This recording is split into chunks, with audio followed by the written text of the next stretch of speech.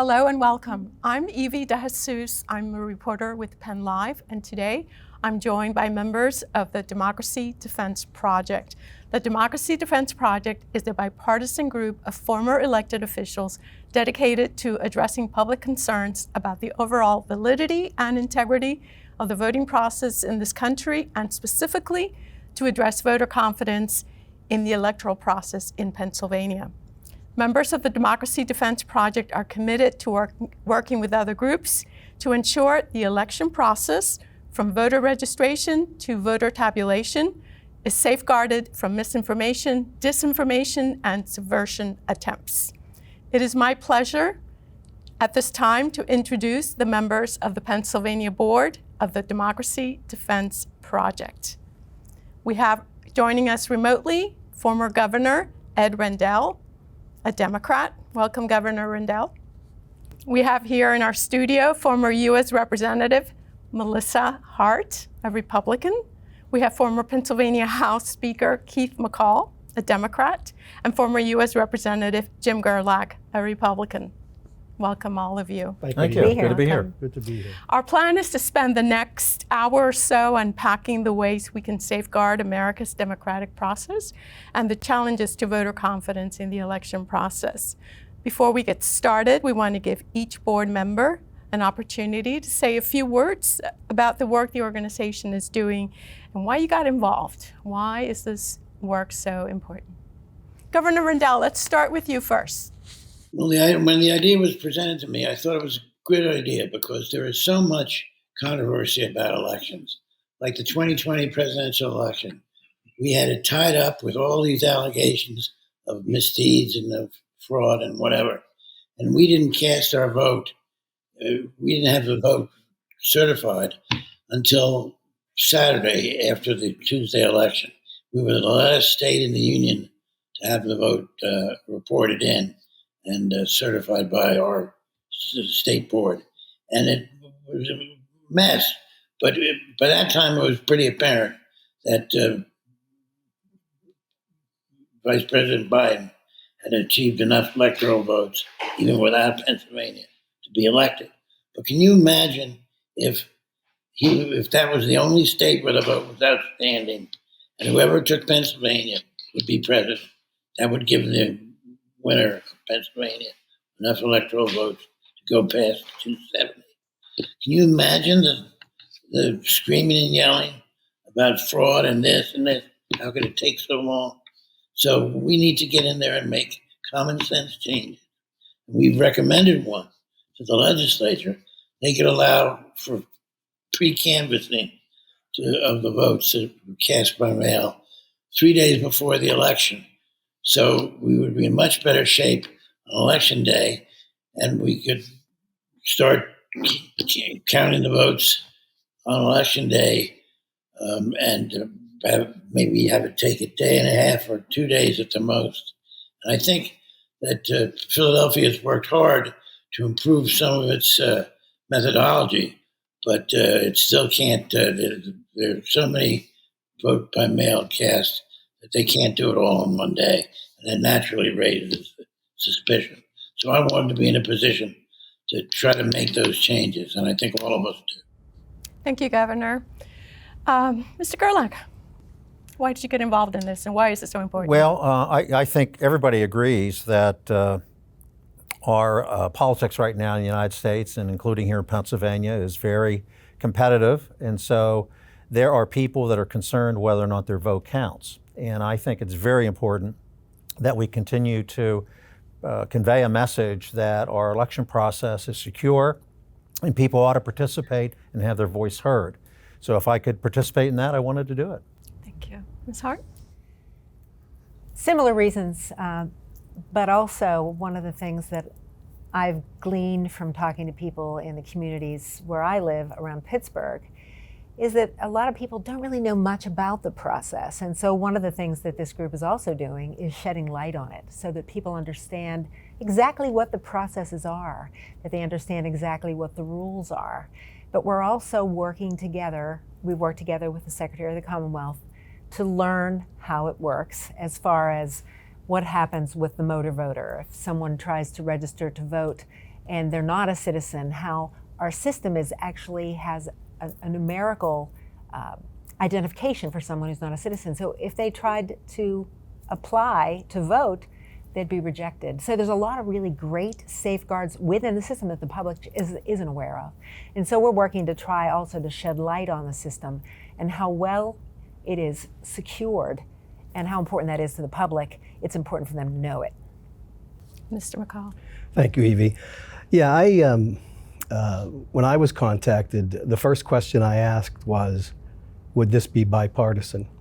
Because of me speaking as a Democrat about rigged elections, all the misinformation and lies that were out there during that cycle, that who's going to believe me? But the fact that it is bipartisan, that we want to deliver the message that yes, indeed, our elections are safe, they are secure. And I think by the end of this program, we're going to prove to the public that's watching this that our elections are safe and secure. And I'm going to go through the reasons why they're safe and secure. So I was in disbelief when the election was over. Since 1789, when we first elected George Washington, we've had a peaceful transfer of power. And I was so dismayed when that didn't occur, and that there was all this doubt about voting and the participation in the voting process and how ballots were dumped. And that just doesn't happen. It doesn't happen, and I want to speak to that. I know you're going to have some of those questions, because when I speak to that, it's going to take me about 5 or 10 minutes to speak to it. But I do want to talk about process and just to ensure people that the process is safe, it is secure, and that their votes are going to be counted. Thank you. Thank you all. All right, so let's dive into the questions. The Democracy Defense Project recently commissioned a poll that found that a majority of Pennsylvanians are concerned about the integrity of the November election. The poll found that 71% of respondents are concerned that voting irregularities might call this year's results into question. What message does Democracy Defense Project have for this majority of voters, and what efforts has it undertaken to bolster voter confidence? Well, going back to what I initially said, I want to point out that a lot of those who doubt that the system would be secure don't know about the system. And that's why I'm optimistic that our efforts are going to help people understand that when they register, for example, there has to be identification. And when they, for example, the Supreme Court actually just did not change the law as it stands, that the law says you must sign and date the ballot, that's still going to be required. The uniformity of our system is one of the things I think that helps people to accept that it is a secure system. They don't want one county to make a decision to count a ballot while another county makes a decision not to. And so having those rules be put out there, and then of course the Secretary of the Commonwealth has offered to all 67 county election boards guidelines to follow, so that if they all follow those guidelines, there shouldn't be a question of the validity of a vote. Westmoreland County versus Allegheny County, like we had when we first had the mail-in voting in 2020. I believe that part of the problem was fueled by the fact that not only did we have a brand new system where you didn't need an excuse to use mail voting, but also because of COVID and people were locked away in their homes, there wasn't as much interaction, and so all the theories and the suspect sort of information started to fly without people really being able to speak with each other about it. And I think that was a big part of the problem in 2020. Fortunately, since then, we've done a lot to get information out there. And I think the Democracy Defense Project, discussing it, writing the letters to the editor, having forums, has helped. And let me jump in there, and let's talk about the top three polling results. And those top three polling results were in like the 80, if I recall, 80, 85, 90% percentile. As a matter of fact, the number one issue in our poll was bipartisan oversight. And we found it ironic that that's the number one issue, yet there is bipartisan oversight. And that's what we have to get people to understand. Remember, the local polling places, the polling place that I've gone to for the last 40 years, I know all those poll workers. Some of those poll workers have worked there for 30 or 35 years. They're your grandmother, they're your grandfather, your aunt, your uncle, your sister, they're your neighbors. They're the people who work the polls. Boss Tweed's gone. He doesn't exist anymore. Tammany Hall doesn't exist anymore. There's no backroom deals passing ballots back and forth. The people that work those polls are my neighbors. I trust them. When the polls close at the local level, I, as a candidate, when my name was on the ballot, I had a watcher certificate. I had a person in that polling place watching them count those votes. But in addition to that, there is a judge of election who is a majority judge of electors. There is a minority judge of election. And when I say majority, minority, I mean, if that precinct is a Democratic precinct, then the majority judge is a Democrat, or vice versa. If it's a Republican precinct, the majority judge is a Republican. But there's also a counter, so it's Democrat, Republican. The clerks are Democrats and Republicans. The machine operators are Democrats and Republicans. So when those votes are cast and counted, there's a plethora of people in those polling places watching those numbers being cast and counted. So when those results are finally finalized at the precinct level, they go to the county. Now at the precinct level, they're doing all the math to make sure the numbers match up. They send that to the county. The county also does the math to make sure they add up. And they wait for all the precincts from the county to come in. They do all the math, make sure all the math is correct. So it's audited twice already. And after those votes are tabulated at the county level, they're then sent to the State Board of Election. So the County Board of Election has oversight. They do all the math to make sure it's correct. Then it goes to the State Board of Election. They take all of the county results, they do the math on all the county results, and then it would be up to the governor, who we know has signed these before. He signs the proclamation to grant the winner, or to name the winner of that federal election. So there are safeguards in place, and it's your neighbors running the elections, not some guy in a back room smoking a cigar.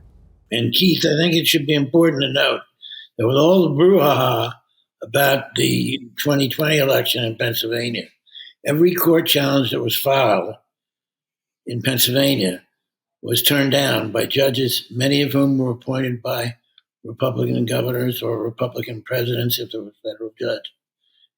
And they found against the fact that there was any chicanery at all. They found that everything was on the up and up, and it was a fairly clean election. Yeah. And two other points to add to the governor's comment there. Some folks might remember back to 2020 when there was a rumor circulating that the machines at the polling places were somehow being controlled by some entity out of country. I think around that time, somebody in Germany right, was somehow hacking into these machines and changing the results. The reality is the machines that are used across Pennsylvania are not connected to the internet.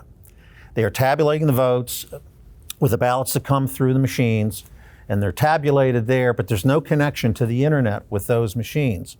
Furthermore, there's that paper ballot. The paper ballot is the backup to the machine. So you have a dual system. You have the vote that's counted by the machine with the paper ballot that's also held and can be used to verify the results.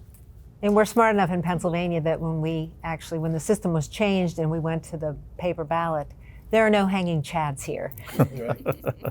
Well, see, and that's the other important thing. The second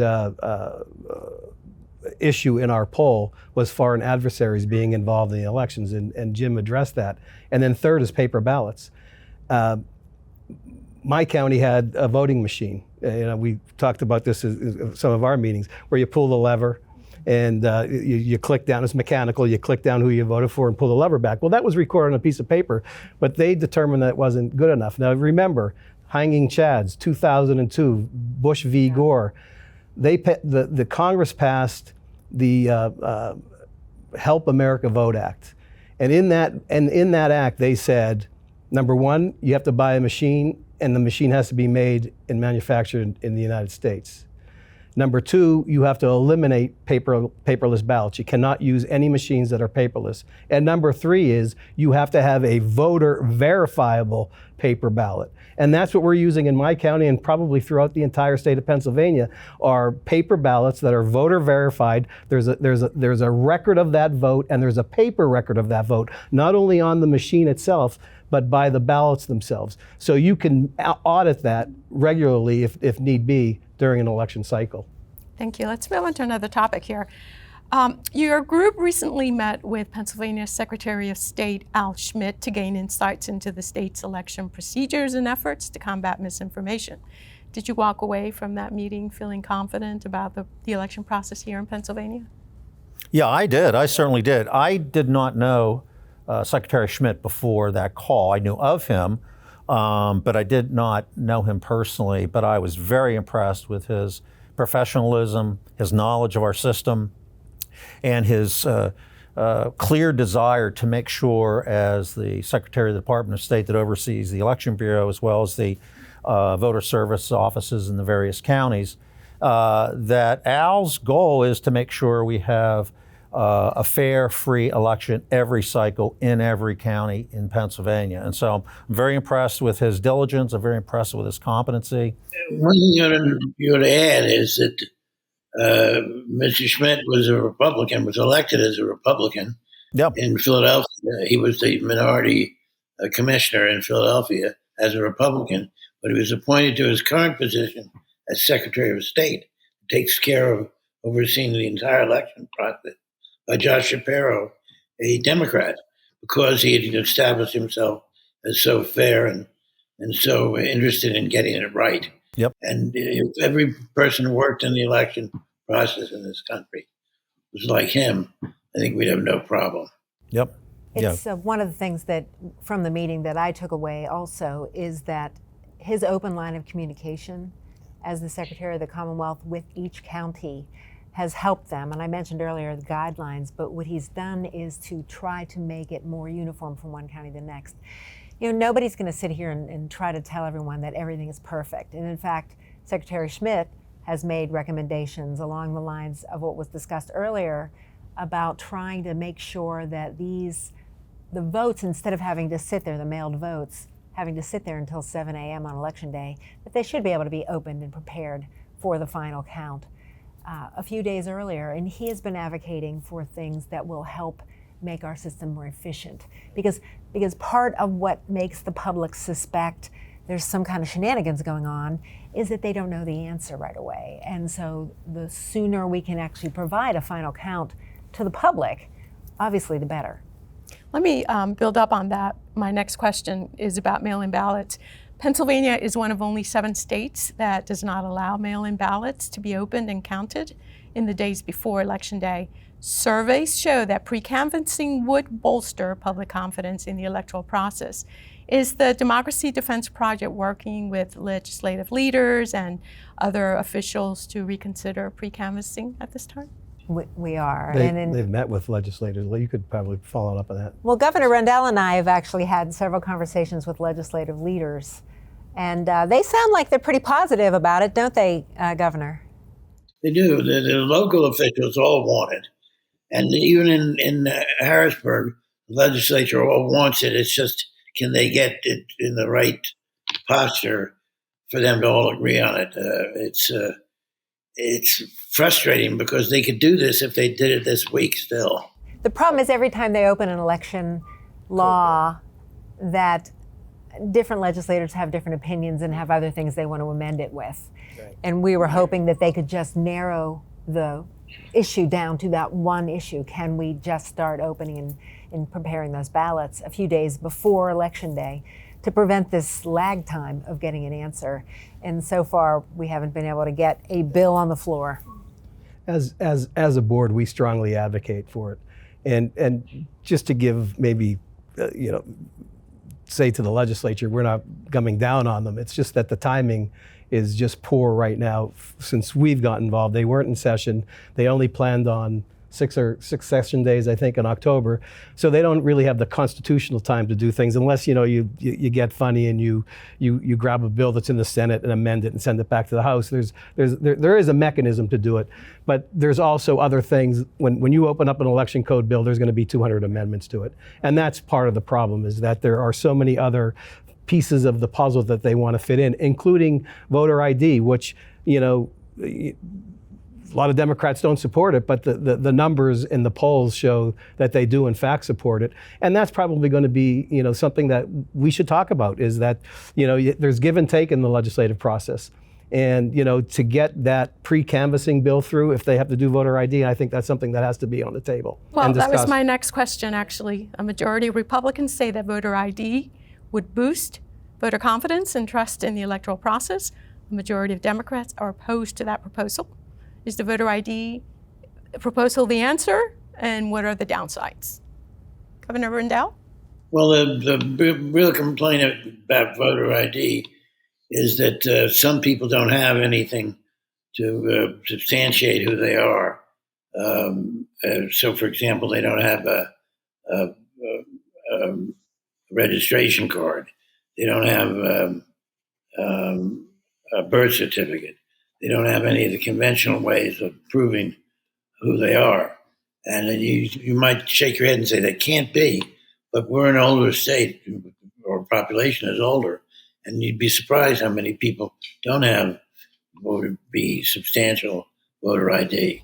So what the state has done, though, in order to make sure that people have an ID, if you're not a driver, for example, is it's always been available. The problem is publicizing it, making sure that people know they can get a free ID just by going to a driver's license center. So I think part of our effort should include making sure that everybody understands that. Yeah.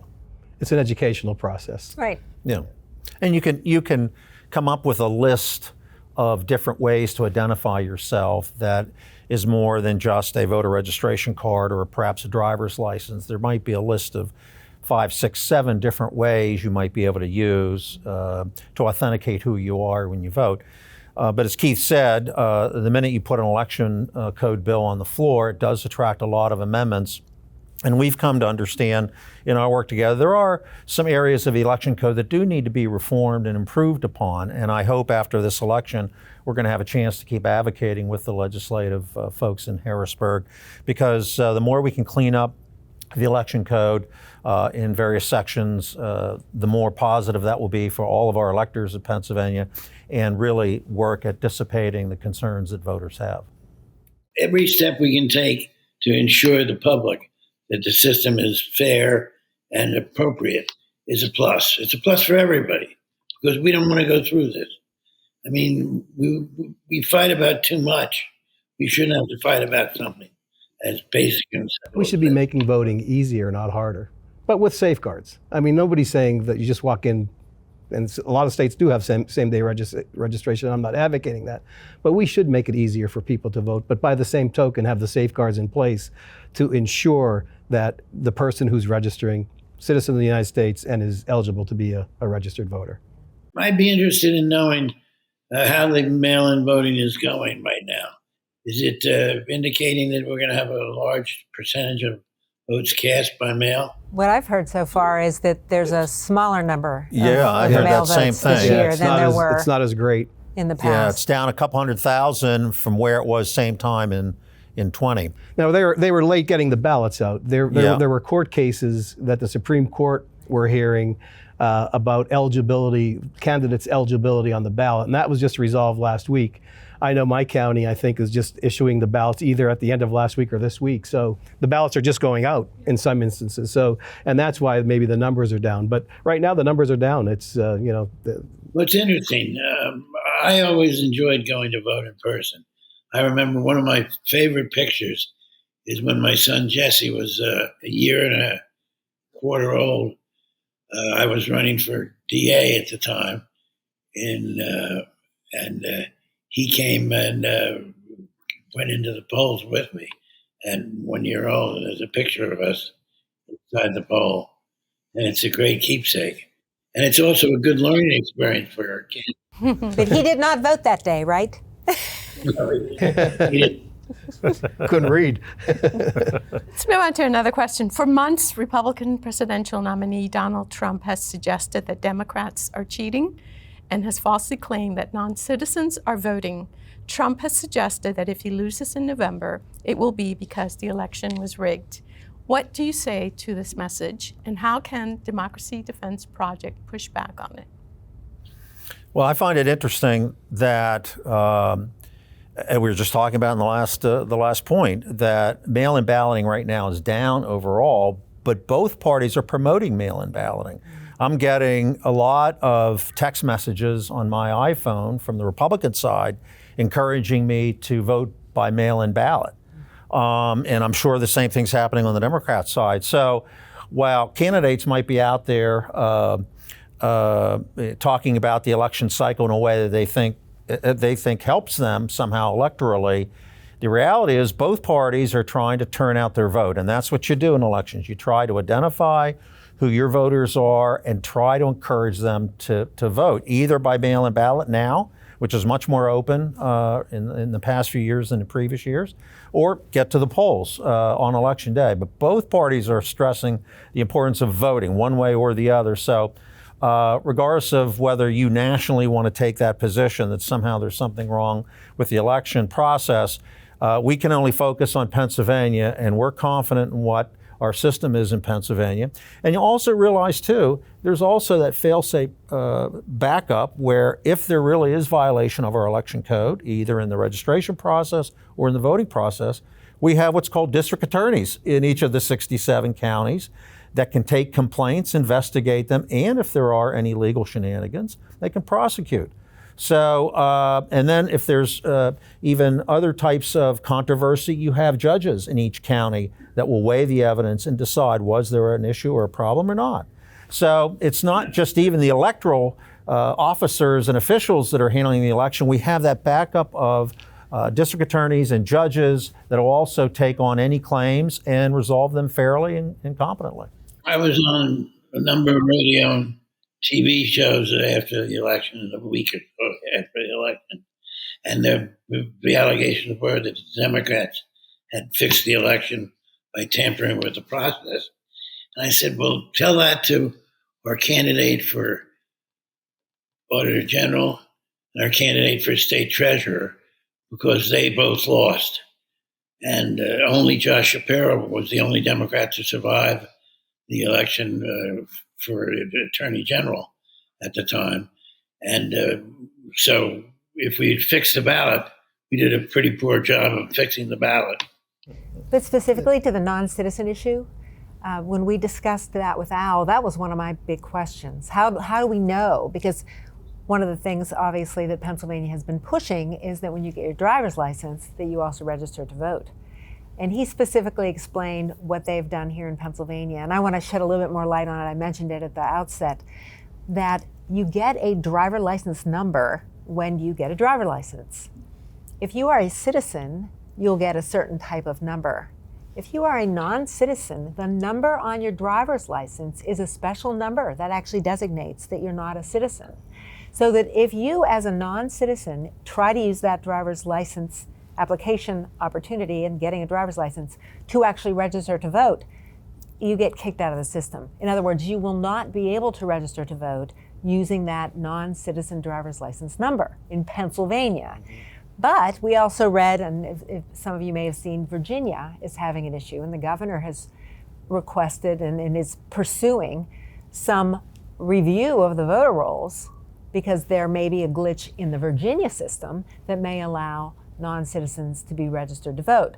Now, that's up to them to solve, right? But here in Pennsylvania, we actually had a very concerted effort and in the system by our Secretary of the Commonwealth to make sure that that doesn't happen, at least through the motor voter system. Now, when it comes to other systems, if people have false identity, that's another issue. Well, and if we see something nefarious, we're going to call it out. As a board, collectively, we're going to do something to call it out. And you know, it's happened twice. I mean, he has in the state of Nevada already said that if he loses, it's rigged. He's already said that. That was about 2 weeks ago. And 2 weeks ago, he also said that 20% of the ballots that have been cast in Pennsylvania, mail-in ballots, are fraudulent. You even said yourself, and we just told you, the ballots didn't even go out yet. So we're concerned about that because he's already laying the groundwork that if he loses, he's going to say it's rigged and it's fake. Just because you lose an election doesn't mean it's fake. There's a lot of people who lose elections and they're not rigged and they're not fake. Yeah. And to your point, Ms. Hart, that we hear the conspiracy theories about dead people voting. People who've long been dead are still on the voter rolls and they somehow, get to send a ballot in. So we hear that as well with the non-citizens voting. Each county can purge their voter rolls annually. So any information, even as a citizen, if you have information that, say you get, you're going to walk the neighborhood for a candidate and you get the voter list and your neighbor who died is on the list, you should call and tell them, my neighbor's on the list, my neighbor's deceased, and they'll take them off the list. They'll do their research to make sure that that's factual. They check the obits and things like that. They do that as a normal course of business in those offices to purge those rolls. And it's important, obviously, that they do that because we want to quash any discussion that, the dead people are voting. I mean, if that's the case, then show me, right? But if it's not the case, then I don't want to hear it. And part of what we're doing as a bipartisan group is saying, look, that may have been true back in the old days, but now the protections that are put in place, the opportunities for public input, if there is a question, are all very good, and it's a very open communication process. So if the November 2024 election results are challenged, where do we go? Where do we go from there? Do we go to the courts? What do we say to the American, or what can you convey to the American public to bolster the voter confidence, to bolster the overall confidence in the entire system? Well, if people really believe that there's some sort of election violation happening at their precinct, they should report that to the election officials at the precinct. If they don't get satisfaction there, they should ultimately go to the County Board of Elections or their district attorney to have that looked into. Assuming then that is looked into and whatever the error is not something that's fundamentally fraudulent, hopefully it's rectified and everybody moves on. But if there is a problem from a criminality standpoint, then the district attorneys in the various counties will take it from there. There was a fellow that was just prosecuted and actually pled guilty to 3 counts in having registered in Montgomery County, Philadelphia County, and Florida, and voted in all 3 of those areas during the 20 election cycle. Actually, he was registered both Republican and Democrat, so he was all over the place in his registration as well as where he was voting. But he was caught. Right. And he's going to do some serious jail time. And it's the system that caught him. That's the system that caught him. The system caught him. And the system is designed just for that. It's not complicated. It really isn't a complicated system. And we have election workers that do their job and do it very effectively. And thanks to Secretary Schmidt and his constant contact with our local election boards and election offices, we've thwarted a lot of those things over time. A lot of our county elected, they're not elected, they're the election board people. They're appointed by the county commissioners, are professionals. And I actually had an opportunity recently to sit in a meeting with 2 of them, and they talked about how their offices are hyper concerned, and very prepared. Everyone knows their job, everyone executes on it. They make sure, because that's their job, 365 days a year, not just during the election season. And they're concerned that people would accuse them of things that they certainly aren't guilty of. But the fact that they can address those accusations, concerns, whatever is expressed right away, I think is the most important thing for the public to understand that things are being done properly. Just adjudicate it quickly. If on election day somebody sees something, they need to report it on election day. If they come back later, maybe after their candidate loses, and says, say something or another wasn't correct, then they have less credibility. So I would encourage people that volunteer, become involved in the process. And our organization has actually written some editorials to suggest to people, if you are concerned about the process, then sign up to be a judge of elections, a clerk of the election, so that you can see it firsthand and understand how very precise they are on election day. And if you have a problem with anything, report it on election day, because really, when these kind of complaints pop up later, they really are more suspect. And briefly, just to really the question, if a candidate says it's rigged, I think that was the question too. I mean, the recourse is going to be to the courts, and it's going to go back to what the governor or Jim said earlier: bring the evidence, show us the evidence. There were 60 court cases, 60 plus court cases that there was no evidence, and that's what the question is going to be: bring us the evidence, and we'll determine who the winner is based on that evidence, or the case on that evidence. And this is where the uniformity issue comes into play, because we did have an election, would have been, I guess, 4 years ago. 4 years ago. It was a state senate election where the district was partially in Westmoreland County and partially in Allegheny County. And the unfortunate and the lack of uniformity, which we've worked to try to improve, and so has Secretary Schmidt, that certain ballots, if they were dated, were counted in Allegheny County and not counted if they weren't dated in Westmoreland. So what you had is fewer of the votes out of Westmoreland County were counted than the votes out of Allegheny, which benefited one of the candidates over the other. And it was a very, very close race. And it could have turned very easily on those votes. We don't want that to happen, right? We want every county to reject a ballot based on what the law says. And the court actually now agreed with this, that if it's not dated and signed, then the ballot is not going to be valid. But before, there was a lot of irregularity from one county to the other regarding whether those ballots would be counted or tossed.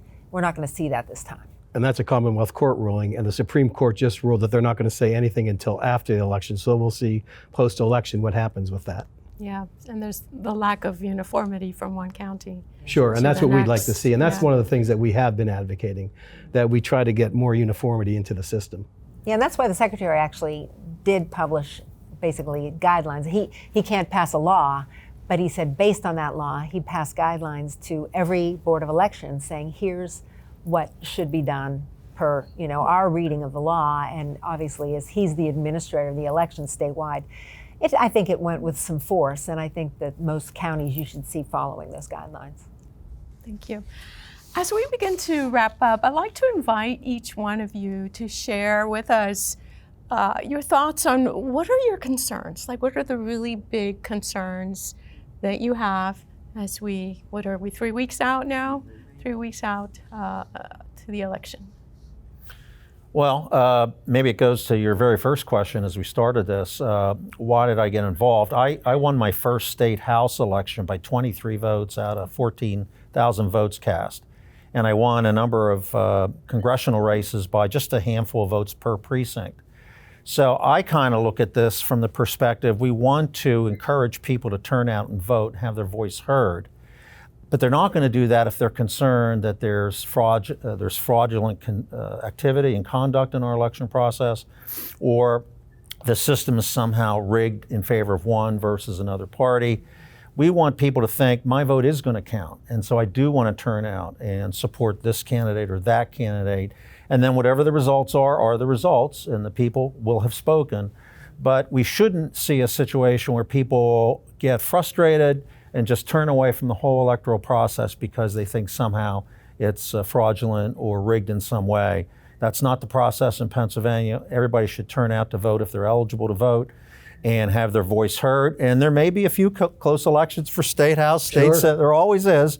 But at the end of the day, whoever the winner is, that will be the winner, or that person will be the winner. And all the voters, no matter if their candidate won or lost, should feel good about their participation as a citizen in our process. Thank you. Ms. Hart. So I'm interested, obviously, for a lot of reasons, and I got involved as an on-the-ground volunteer as a young woman and eventually ended up running for office. And so I've really been involved in the process on kind of all sides and have never seen anything in my elections or the elections that I worked on that were nefarious. But when I was a state senator, there was an election that was overturned because there was a misuse of the absentee ballot in the city of Philadelphia. We actually had a senator who was sworn in who was then tossed out of office and prosecuted for fraud that he committed using those former ballots. We used to have the absentee ballots. So it's important to me that things like that don't happen again. And so being involved in this process with a lot of people who are honest, hardworking, above board people who are trying to make sure that like I said earlier, a light shined on this process so people understand exactly what happens, that there's no mystery. Because when there's mystery, that's when the concern starts. And so part of my goal in becoming involved with the Democracy Defense Project was to basically get the information out there so that the public understands exactly how the elections work here. Thank you. Frankly, I think that the election workers were the ones who shined on in 2020. The election workers, to a man and a woman, gave their testimony as to what happened fairly. There was no Republican, Democrat. They all were officers of the court, and they just said what happened.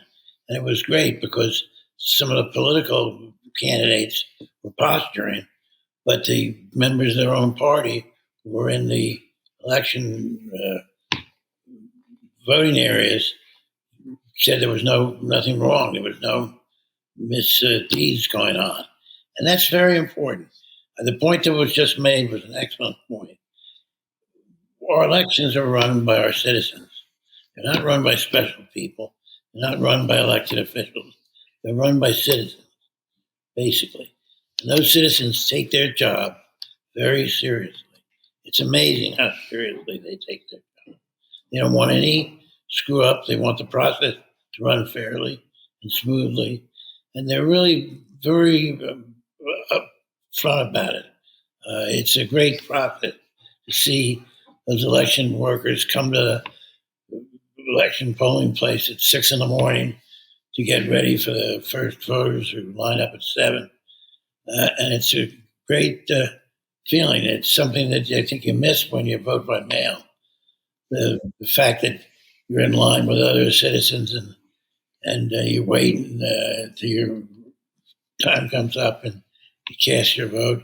It's a great system we have here, and we should make it easier to vote, of course, but we shouldn't take away from the basic things. This is one of the American things the American people do, to act upon their citizenship. Elections are the lifeblood of our democracy. Period. End of sentence. And the more we disrupt that, the more we tell people that it's not safe and my vote's not going to be counted or it's rigged, we're not going to have a democracy. People aren't going to vote, and we're going to have an autocracy. And I for one love this country. There is no country in the world better than the United States of America. We have been the beacon and the pillar of democracy around the world, and I don't want that to change. And that's the thing that I want to protect. I love the Constitution. I'm a constitutional officer. I took an oath to protect and defend the Constitution.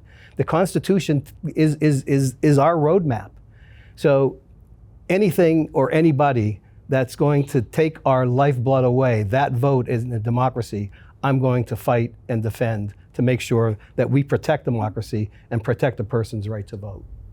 What has been the feedback, the reaction from the policymakers, the leaders that your group has met with so far? Is there a willingness and an openness to work with your message?